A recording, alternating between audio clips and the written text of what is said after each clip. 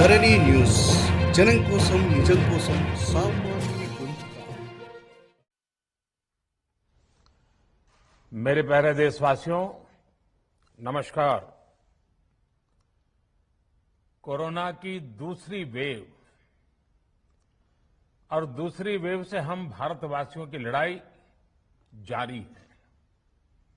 दुनिया के अनेक भारत भी इस लड़ाई के दौरान बहुत बड़ी पीड़ा से गुजरा है। हम में से कई लोगों ने अपने परिजनों को, अपने परिचितों को खोया है। ऐसे सभी परिवारों के साथ मेरी पूरी संवेदनाएं हैं। साथियों, बीते 100 वर्षों में आई ये सबसे बड़ी महामारी है, त्रासदी है। इस तरह की महामारी आधुनिक विश्व ने न देखी थी न अनुभव की थी। इतनी बड़ी वैश्विक महामारी से हमारा देश कई मोर्चों पर एक साथ लड़ा है। कोविड अस्पताल बनाने से लेकर आईसीयू बेड्स की संख्या बढ़ानी हो, भारत में वेंटिलेटर बनाने से लेकर टेस्टिंग लैब्स का एक बहुत बड़ा नेटवर्क तैयार करना हो, कोविड से लड़ने के लिए बीते 1.25 साल में ही देश में एक नया हेल्थ इंफ्रास्ट्रक्चर तैयार किया गया है। सेकंड वेव के दौरान अप्रैल और मई के महीने में भारत में मेडिकल ऑक्सीजन की डिमांड अकल्पनीय रूप से बढ़ गई थी। भारत के इतिहास में कभी भी इतनी मात्रा में मेडिकल ऑक्सीजन की जरूरत कभी भी महसूस नहीं की गई। इस जरूरत को पूरा करने के लिए युद्ध स्तर पर काम किया गया। सरकार के सभी तंत्र लगे। ऑक्सीजन रेल चलाई गई, एयरफोर्स के विमानों को लगाया गया, नौसेना को लगाया गया। बहुत ही कम समय में लिक्विड मेडिकल ऑक्सीजन के प्रोडक्शन में 10 गुना से ज्यादा बढ़ाया गया। दुनिया के हर कोने से, जहां कहीं से भी जो कुछ भी उपलब्ध हो सकता था उसको प्राप्त करने का भरसक प्रयास किया गया, लाया गया। इसी तरह जरूरी दवाओं के प्रोडक्शन को कई गुना बढ़ाया गया। विदेशों में जहां भी दवाइयां उपलब्ध हो वहां से उन्हें लाने में कोई कोर कसर बाकी नहीं छोड़ी गई। साथियों, कोरोना जैसे अदृश्य और रूप बदलने वाले दुश्मन के खिलाफ लड़ाई में सबसे प्रभावी हथियार कोविड प्रोटोकॉल है। मास्क, 2 गज की दूरी और बाकी सारी सावधानियां उसका पालन ही है। इस लड़ाई में वैक्सीन हमारे लिए सुरक्षा कवच की तरह है। आज पूरे विश्व में वैक्सीन के लिए जो मांग है उसकी तुलना में उत्पादन करने वाले देश और वैक्सीन बनाने वाली कंपनियां बहुत कम है, इन्हीं गिनी हैं। कल्पना करिए कि अभी हमारे पास भारत में बनी वैक्सीन नहीं होती तो आज भारत जैसे विशाल देश में क्या होता।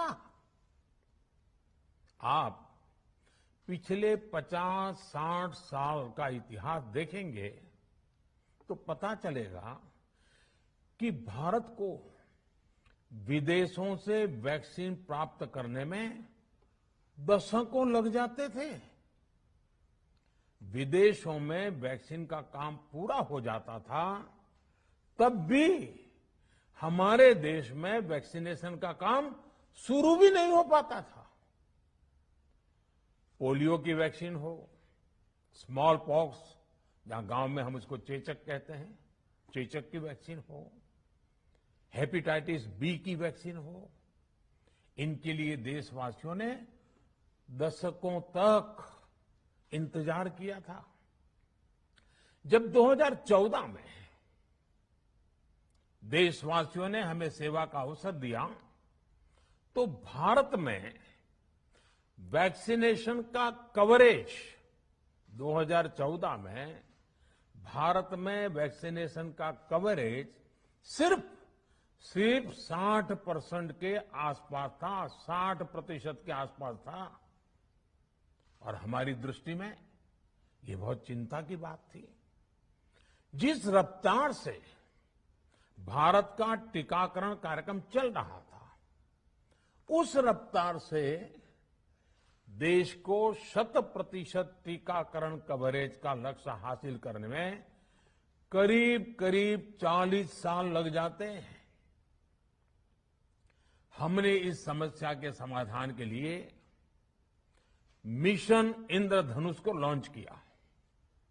हमने तय किया कि मिशन इंद्रधनुष के माध्यम से युद्ध स्तर पर वैक्सीनेशन किया जाएगा और देश में जिसको भी वैक्सीनेशन की जरूरत है उसे वैक्सीन देने का प्रयास होगा।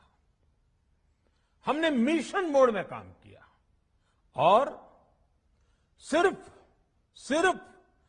5-6 साल में ही वैक्सीनेशन कवरेज 60% से बढ़कर 90% से भी ज्यादा हो गई। 60 से 90, यानी हमने वैक्सीनेशन की स्पीड भी बढ़ाई और दायरा भी बढ़ाया। हमने बच्चों को कई जानलेवा बीमारियों से बचाने के लिए कई नए टीकों का भी भारत के टीकाकरण अभियान का हिस्सा बना दिया। हमने इसलिए किया क्योंकि हमें हमारे देश के बच्चों की चिंता थी, गरीब की चिंता थी, गरीब के उन बच्चों की चिंता थी जिन्हें कभी टीका लग ही नहीं पाता था। हम 100% टीकाकरण कवरेज की तरफ बढ़ रहे थे कि कोरोना वायरस ने हमें घेर लिया। देश ही नहीं, दुनिया के सामने फिर पुरानी आशंकाएं घिरने लगी कि अब भारत कैसे इतनी बड़ी आबादी को बचा पाएगा। लेकिन साथियों, जब नीयत साफ होती है, नीति स्पष्ट होती है, निरंतर परिश्रम होता है, तो नतीजे भी मिलते हैं। हर आशंका को दरकिनार करके भारत ने 1 साल के भीतर ही एक नहीं बल्कि 2 made in India vaccine launch कर दी। हमारे देश ने, देश के वैज्ञानिकों ने ये दिखा दिया कि भारत बड़े बड़े देशों से पीछे नहीं है। आज जब मैं आपसे बात कर रहा हूं तो देश में 23 करोड़ से ज्यादा वैक्सीन की डोज दी जा चुकी है।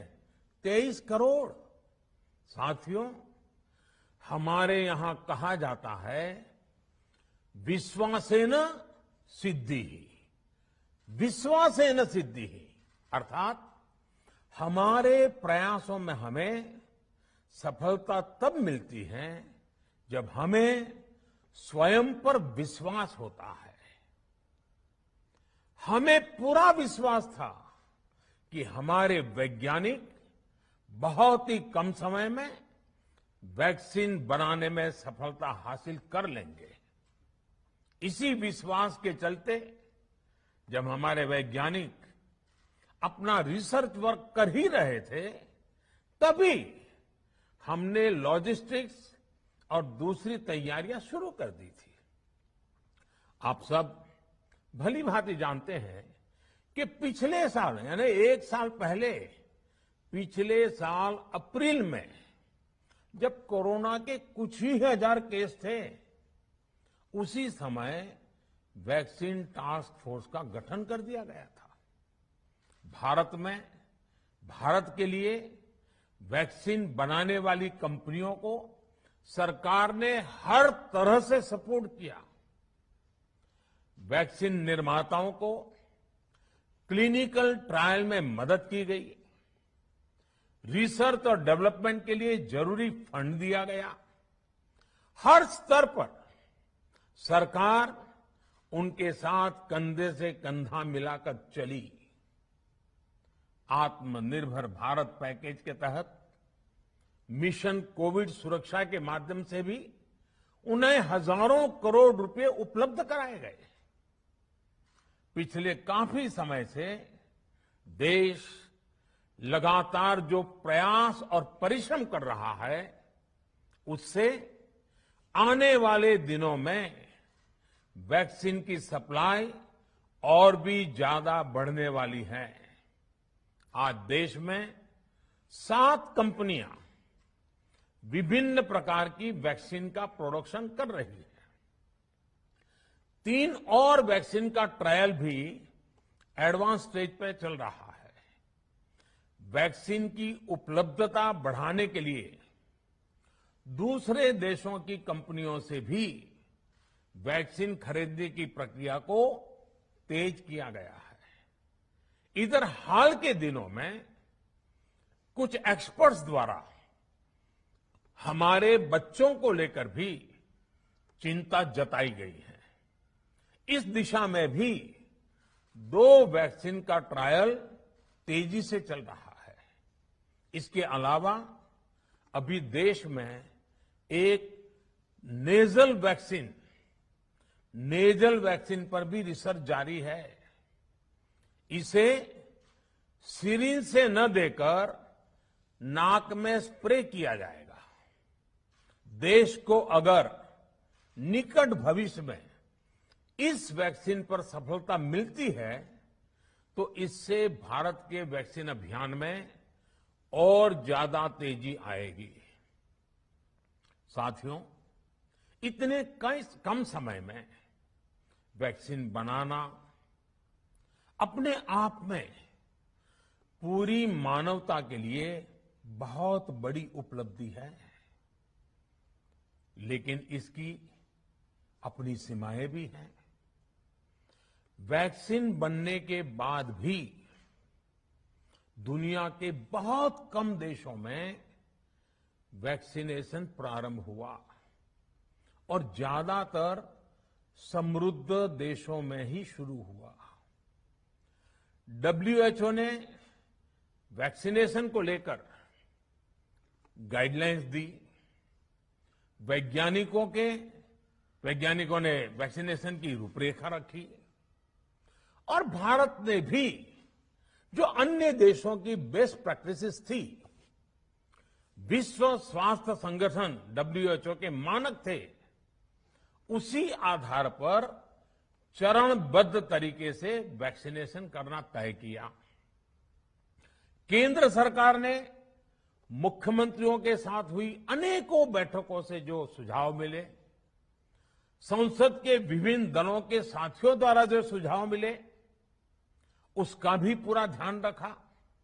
इसके बाद ही ये तय हुआ कि जिन्हें कोरोना से ज्यादा खतरा है, उन्हें प्राथमिकता दी जाएगी। इसलिए ही हेल्थ वर्कर्स, फ्रंटलाइन वर्कर्स, 60 वर्ष की आयु से ज्यादा के नागरिक, बीमारियों से ग्रसित 45 वर्ष से ज्यादा आयु के नागरिक, इन सभी को वैक्सीन पहले लगनी शुरू हुई है। आप कल्पना कर सकते हैं कि अगर कोरोना की दूसरी वेव से पहले हमारे फ्रंटलाइन वर्कर्स को वैक्सीन नहीं लगी होती तो क्या होता? सोचिए, हमारे डॉक्टर्स, नर्सिंग स्टाफ को वैक्सीन ना लगी तो क्या होता? अस्पतालों में सफाई करने वाले हमारे भाई बहनों को, एम्बुलेंस के हमारे ड्राइवर्स भाई बहनों को वैक्सीन ना लगी होती तो क्या होता? ज्यादा से ज्यादा हेल्थ वर्कर्स को वैक्सीनेशन होने की वजह से ही वो निश्चिंत होकर दूसरों की सेवा में लग पाए, लाखों देशवासियों का जीवन बचा पाए। लेकिन देश में कम होते कोरोना के मामलों के बीच केंद्र सरकार के सामने अलग अलग सुझाव भी आने लगे, भिन्न भिन्न मांगे होने लगी, पूछा जाने लगा, सब कुछ भारत सरकार ही क्यों तय कर रही है? राज्य सरकारों को छूट क्यों नहीं दी जा रही है? राज्य सरकारों को लॉकडाउन की छूट क्यों नहीं मिल रही है? One size does not fit all जैसी बातें भी कही गई। दलील ये दी गई कि संविधान में चूंकि हेल्थ, आरोग्य प्रमुख रूप से राज्य का विषय है, इसलिए अच्छा है कि सब राज्य ही करें। इसलिए इस दिशा में एक शुरुआत की गई। भारत सरकार ने एक बृहद गाइडलाइन बनाकर राज्यों को दी ताकि राज्य अपनी आवश्यकता और सुविधा के अनुसार काम कर सके। स्थानीय स्तर पर कोरोना कर्फ्यू लगाना हो, माइक्रो कंटेनमेंट जोन बनाना हो, इलाज से जुड़ी व्यवस्थाएं हो, भारत सरकार ने राज्यों की इन मांगों को स्वीकार किया। साथियों, इस साल 16 जनवरी से शुरू होकर अप्रैल महीने के अंत तक भारत का वैक्सीनेशन कार्यक्रम मुख्यतः केंद्र सरकार की देखरेख में ही चला। सभी को मुफ्त वैक्सीन लगाने के मार्ग पर देश आगे बढ़ रहा था। देश के नागरिक भी अनुशासन का पालन करते हुए अपनी बारी आने पर वैक्सीन लगवा रहे थे। इस बीच कई राज्य सरकारों ने फिर कहा कि वैक्सीन का काम डिसेंट्रलाइज किया जाए और राज्यों पर छोड़ दिया जाए। तरह तरह के स्वर उठे, जैसे कि वैक्सीनेशन के लिए एज ग्रुप क्यों बनाए गए। दूसरी तरफ किसी ने कहा कि उम्र की सीमा आखिर केंद्र सरकार ही क्यों तय करे। कुछ आवाजें तो ऐसी भी उठी कि बुजुर्गों का वैक्सीनेशन पहले क्यों हो रहा है।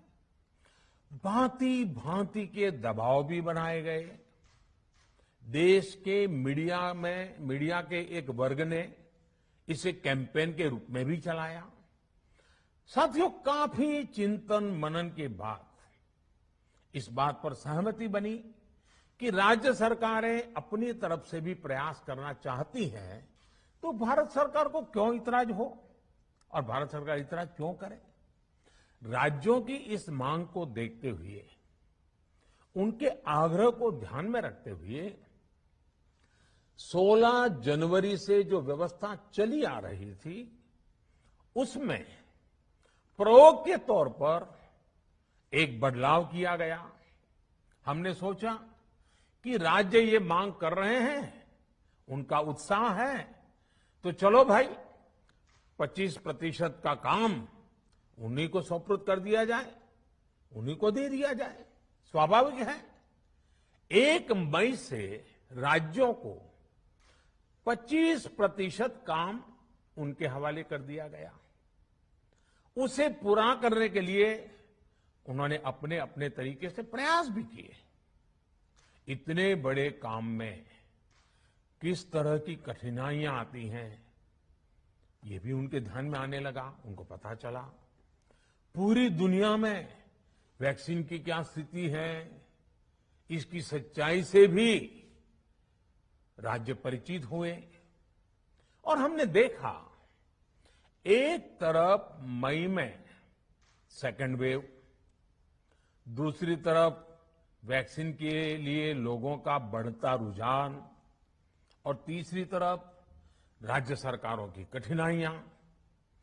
मई में 2 सप्ताह बीतते बीतते कुछ राज्य खुले मन से ये कहने लगे कि पहले वाली व्यवस्था ही अच्छी थी।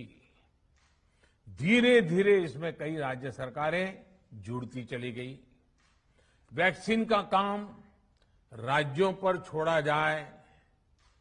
जो इसकी वकालत कर रहे थे, उनके विचार भी बदलने लगे। एक अच्छी बात रही कि समय रहते राज्य पुनर्विचार की मांग के साथ फिर आगे आए। राज्यों की इस मांग पर हमने भी सोचा कि देशवासियों को तकलीफ ना हो, सुचारू रूप से उनका वैक्सीनेशन हो। इसके लिए 1 मई के पहले वाली, यानी 1 मई के पहले 16 जनवरी से अप्रैल अंत तक जो व्यवस्था थी, पहले वाली पुरानी व्यवस्था को फिर से लागू किया जाए। साथियों, आज ये निर्णय लिया गया है कि राज्यों के पास वैक्सीनेशन से जुड़ा जो 25% काम था, उसकी जिम्मेदारी भी भारत सरकार उठाएगी। ये व्यवस्था आने वाले 2 सप्ताह में लागू की जाएगी। इन 2 सप्ताह में केंद्र और राज्य सरकारें मिलकर नई गाइडलाइंस के अनुसार आवश्यक तैयारी कर लेगी। संयोग है कि 2 सप्ताह बाद 21 जून को ही अंतर्राष्ट्रीय योग दिवस भी है।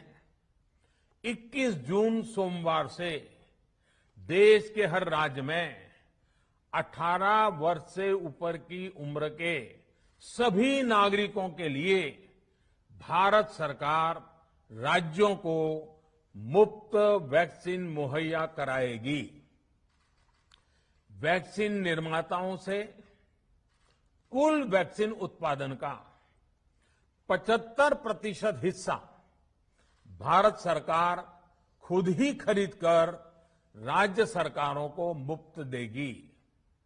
यानी देश की किसी भी राज्य सरकार को वैक्सीन पर कुछ भी खर्च नहीं करना होगा। अब तक देश के करोड़ों लोगों को मुफ्त वैक्सीन मिली है। अब 18 वर्ष की आयु के लोग भी इसमें जुड़ जाएंगे। सभी देशवासियों के लिए भारत सरकार ही मुफ्त वैक्सीन उपलब्ध करवाएगी। गरीब हो, निम्न मध्यम वर्ग हो, मध्यम वर्ग हो या फिर उच्च वर्ग, भारत सरकार के अभियान में मुफ्त वैक्सीन ही लगाई जाएगी। हां, जो व्यक्ति मुफ्त में वैक्सीन नहीं लगवाना चाहते, प्राइवेट अस्पताल में वैक्सीन लगवाना चाहते हैं, उनका भी ध्यान रखा गया है। देश में बन रही वैक्सीन में से 25% प्राइवेट सेक्टर के अस्पताल सीधे ले पाए, ये व्यवस्था जारी रहेगी। प्राइवेट अस्पताल वैक्सीन की निर्धारित कीमत के उपरांत एक डोज पर अधिकतम 150 रुपये ही सर्विस चार्ज ले सकेंगे। इसकी निगरानी करने का काम राज्य सरकारों के पास ही रहेगा। साथियों, हमारे शास्त्रों में कहा गया है, प्राप्य आपदम न व्यथते कदाचित, उद्योगम अनु इच्छति चा प्रमत्तः। अर्थात विजेता आपदा आने पर उससे परेशान होकर हार नहीं मानते, बल्कि उद्यम करते हैं, परिश्रम करते हैं और परिस्थिति पर जीत हासिल करते हैं। कोरोना से लड़ाई में 130 करोड़ से अधिक भारतीयों ने अभी तक की यात्रा आपसी सहयोग, दिन रात मेहनत करके तय की है। आगे भी हमारा रास्ता हमारे श्रम और सहयोग से ही मजबूत होगा। हम वैक्सीन प्राप्त करने की गति भी बढ़ाएंगे और वैक्सीनेशन अभियान को भी और गति देंगे। हमें याद रखना है कि भारत में वैक्सीनेशन की रफ्तार आज भी दुनिया में बहुत तेज है, अनेक विकसित देशों से भी तेज है। हमने जो टेक्नोलॉजी प्लेटफॉर्म बनाया है, कोविन, उसकी भी पूरी दुनिया में चर्चा हो रही है। अनेक देशों ने भारत के इस प्लेटफॉर्म को इस्तेमाल करने में रुचि भी दिखाई है। हम सब देख रहे हैं कि वैक्सीन की एक एक डोज कितनी महत्वपूर्ण है। हर डोज से एक जिंदगी जुड़ी हुई है। केंद्र सरकार ने ये व्यवस्था भी बनाई है कि हर राज्य को कुछ सप्ताह पहले ही बता दिया जाएगा कि उसे कब कितनी डोज मिलने वाली है। मानवता के इस पवित्र कार्य में वाद विवाद और राजनीतिक छींटाकशी से ऐसी बातों को कोई भी अच्छा नहीं मानता है। वैक्सीन की उपलब्धता के अनुसार पूरे अनुशासन के साथ वैक्सीन लगती रहे, देश के हर नागरिक तक हम पहुंच सके, ये हर सरकार, हर जनप्रतिनिधि, हर प्रशासन की सामूहिक जिम्मेदारी है। प्रिय देशवासियों, टीकाकरण के अलावा आज एक और बड़े फैसले में, उस फैसले से मैं आपको अवगत कराना चाहता हूं। पिछले वर्ष जब कोरोना के कारण लॉकडाउन लगाना पड़ा था, तो प्रधानमंत्री गरीब कल्याण अन्न योजना के तहत 8 महीने तक 80 करोड़ से अधिक देशवासियों को मुफ्त राशन की व्यवस्था हमारे देश ने की थी। इस वर्ष भी दूसरी वेव के कारण मई और जून के लिए भी इस योजना का विस्तार किया गया था। आज सरकार ने फैसला लिया है कि प्रधानमंत्री गरीब कल्याण अन्न योजना को अब दीपावली तक आगे बढ़ाया जाएगा।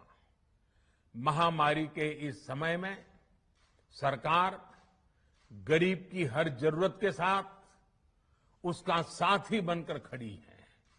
यानी नवंबर तक 80 करोड़ से अधिक देशवासियों को हर महीने तय मात्रा में मुफ्त अनाज उपलब्ध होगा। इस प्रयास का मकसद यही है कि मेरे किसी भी गरीब भाई बहन को, उसके परिवार को भूखा सोना ना पड़े। साथियों, देश में हो रहे इन प्रयासों के बीच कई क्षेत्रों से वैक्सीन को लेकर भ्रम और अफवाहों की जानकारी चिंता बढ़ाती है। ये चिंता भी मैं आपके सामने व्यक्त करना चाहता हूं। जब से भारत में वैक्सीन पर काम शुरू हुआ, तभी से कुछ लोगों द्वारा ऐसी बातें कही गई जिससे आम लोगों के मन में शंका पैदा हो। कोशिश ये भी हुई कि भारत के वैक्सीन निर्माताओं का हौसला पस्त पड़ जाए और उनके सामने अनेक प्रकार की बाधाएं आए। जब भारत की वैक्सीन आई तो अनेक माध्यमों से शंका आशंका को और बढ़ाया गया। वैक्सीन न लगवाने के लिए भांति भांति के तर्क प्रचारित किए गए। इन्हें भी देश देख रहा है। जो लोग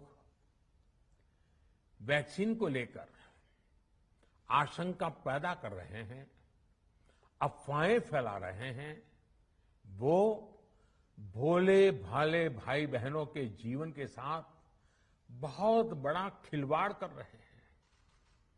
ऐसी अफवाहों से सतर्क रहने की जरूरत है। मैं भी आप सबसे, समाज के प्रबुद्ध लोगों से, युवाओं से अनुरोध करता हूं कि आप भी वैक्सीन को लेकर जागरूकता बढ़ाने में सहयोग करें। अभी कई जगहों पर कोरोना कर्फ्यू में ढील दी जा रही है, लेकिन इसका मतलब ये नहीं कि हमारे बीच से कोरोना चला गया है। हमें सावधान भी रहना है और कोरोना से बचाव के नियमों का भी सख्ती से पालन करते रहना है। मुझे पूरा विश्वास है हम सब कोरोना से इस जंग में जीतेंगे। भारत कोरोना से जीतेगा। इन्हीं शुभकामनाओं के साथ आप सभी देशवासियों का बहुत बहुत धन्यवाद। Thanks for watching this video. Please like, share and subscribe to Dharani TV.